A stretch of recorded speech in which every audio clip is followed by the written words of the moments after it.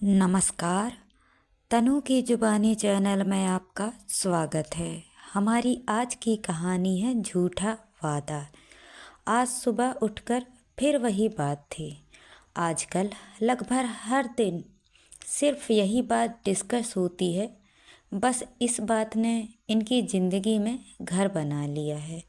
रविंद्र, मैंने कितनी बार कहा है कि अब हम इस बारे में बात नहीं करेंगे। हेमलता, इस बारे में बात नहीं करेंगे। अरे यह कोई छोटी बात नहीं है। आखिर तुम क्या छुपा रहे हो? रविंद्र, बस अब तुम इस तरह की बात करके मुझे उकसाने की कोशिश करो ताकि मैं अपने आप को प्रूव करने के लिए वो करूं जो तुम चाहती हो। हेमलता, क्या तुम नहीं चाहते हो जो मैं चाहती हूँ? और अगर तुम नहीं भी चाहते तो मैं तो चाहती हूँ। आखिर हर्ज क्या है? हमारी शादी को 6 साल हो गए हैं। अभी नहीं तो कब? रविंद्र, लेकिन तुम ही तो पहले मना कर रही थी। तो फिर आखिर अब ऐसा क्या हो गया है? हेमलता, पहले मना किया क्योंकि उस समय नहीं चाहिए था। प्लानिंग करनी होती है और अब चाहिए, इसमें क्या गलत है? रविंद्र, लेकिन अभी क्या? इतना समय हो गया है। हम लोग कुछ दिन और इंतज़ार कर सकते हैं। हेमलता, लेकिन समय रहते ही अगर हम लोग सावधानी रखें तो फिर इसमें हर्ज क्या है? हो सकता है बाद में हमें कुछ दूसरे तरीके का सोचना पड़े। रविंद्र, ठीक है, लेकिन अभी मुझे ऑफिस जाना है। हम लोग इस बारे में बाद में बात करते हैं। रविंद्र और हेमलता की लव मैरिज थी। 3 साल की डेटिंग के बाद दोनों ने शादी कर ली थी। शादी के 6 साल बाद भी उन दोनों की कोई संतान नहीं थी। शादी की शुरुआती सालों में वह खुद नहीं चाहते थे, लेकिन अब हेमलता को लगने लगा कि उन दोनों को किसी डॉक्टर को दिखाना चाहिए। उन दोनों के बीच इस बात को लेकर डिस्कशन होता रहता है। 2 महीने बाद हेमलता रविंद्र को इस बात के लिए राजी कर ही लेती है। हेमलता, रविंद्र, मैंने बात की है। कोई नई डॉक्टर आई है। पास के बड़े अस्पताल में स्वाति नाम है। मैंने उनका अपॉइंटमेंट ले लिया है। तुम्हें मेरे साथ चलना ही होगा। रविंद्र ने हाँ में सर हिला दिया। रविंद्र और हेमलता दोनों अपने अपॉइंटमेंट वाले दिन पहुंच गए अस्पताल। अपने नंबर का वेट कर रहे थे। करीब 3 घंटे के इंतजार के बाद उनका समय आया डॉक्टर से मिलने का। दरवाजे पर जो था उसने उन्हें अंदर आकर बैठने को कहा कि मैडम अभी आ रही हैं, आप बैठिए। रविंद्र और हेमलता दोनों अंदर आकर बैठ गए। रविंद्र धीरे धीरे फुसफुसाने लगा। रविंद्र, इतना इंतजार तो पहले ही किया है और अभी भी इंतजार करना बाकी रह गया क्या? हेमलता, हाँ, तो इससे पता लगा सकते हो कि इनके पास कितने लोग आते हैं। कुछ बात है तभी तो आते होंगे ना। कुछ समय बाद मैडम अंदर आई। एक फाइल थी उनके हाथ में। स्वाति, ओ, आपको इंतजार करना पड़ा। मुझे बस 2 मिनट दीजिए, मैं आपसे बात करती हूँ। Hemlata, oh, okay, no problem.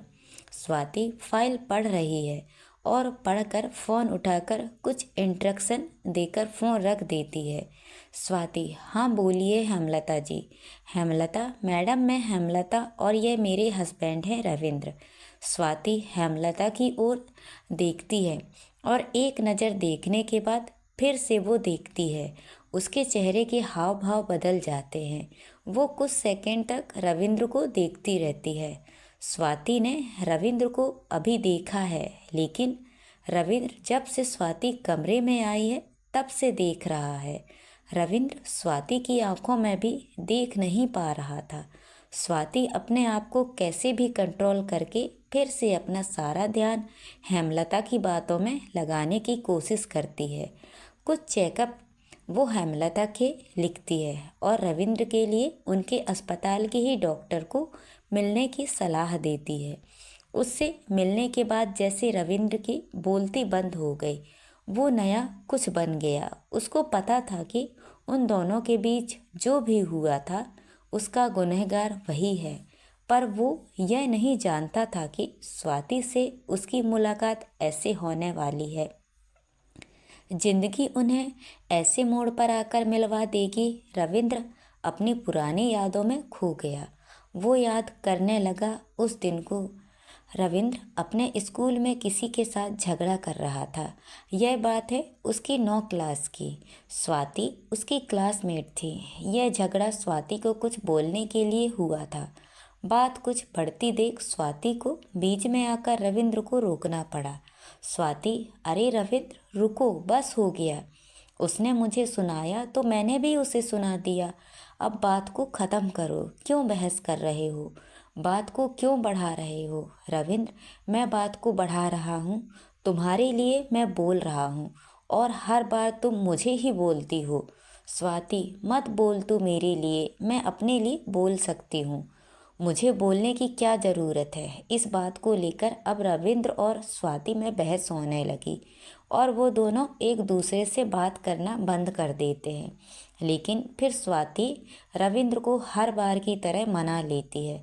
शुरुआत में रविंद्र थोड़ा भाव खाता है, लेकिन फिर वो मान जाता है। रविंद्र और स्वाति दोनों बेस्ट फ्रेंड हैं। स्कूल के बाद भी दोनों की दोस्ती बनी रहती है।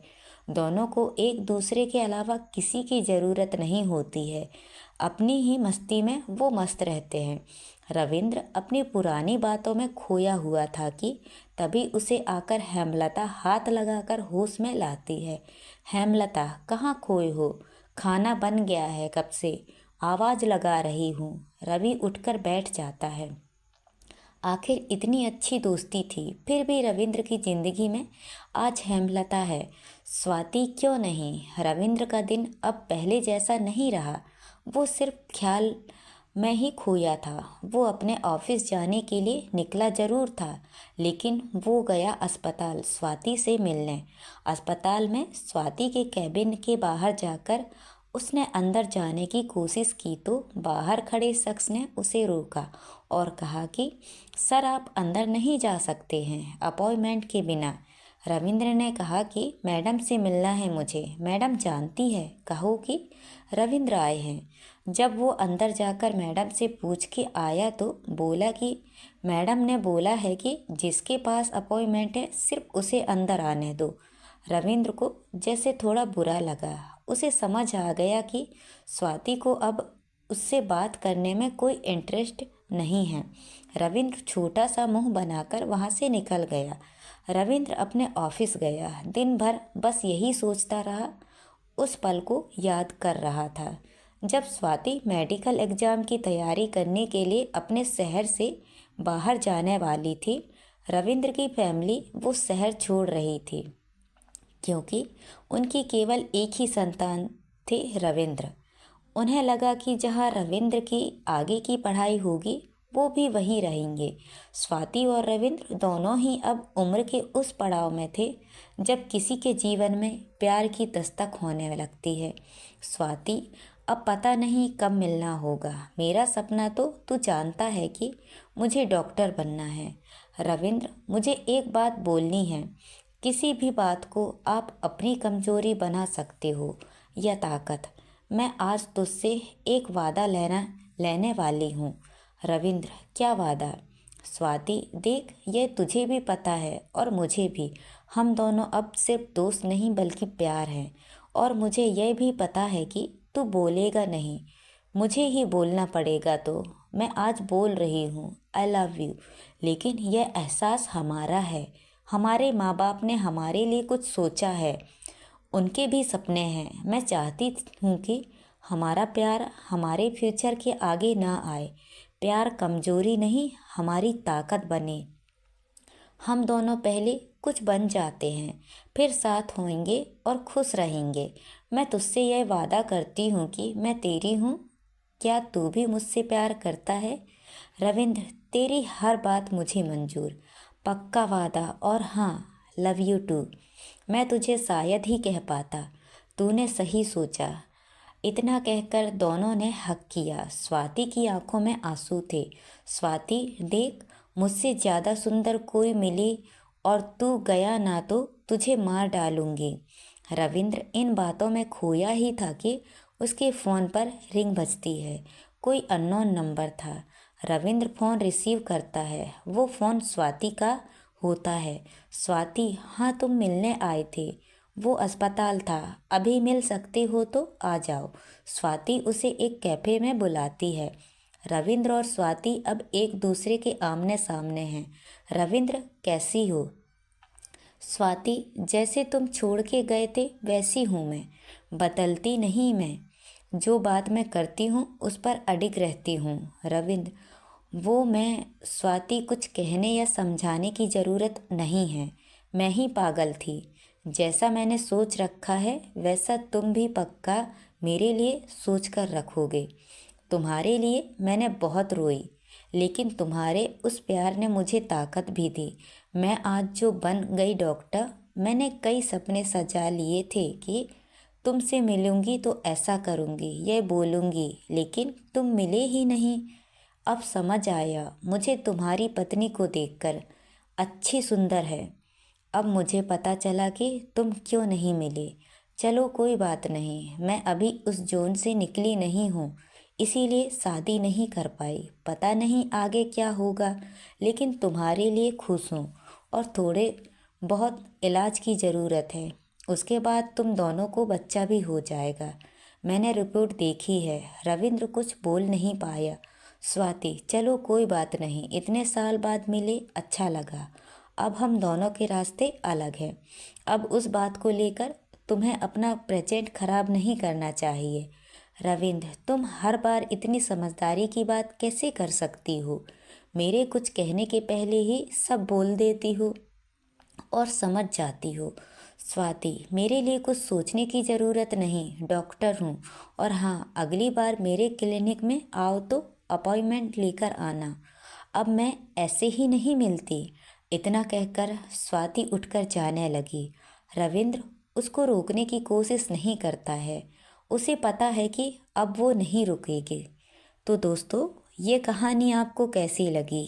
लाइक और कमेंट करके ज़रूर बताएं और चैनल को सब्सक्राइब करना ना भूलें। तो मिलते हैं अगली कहानी में। बहुत बहुत धन्यवाद।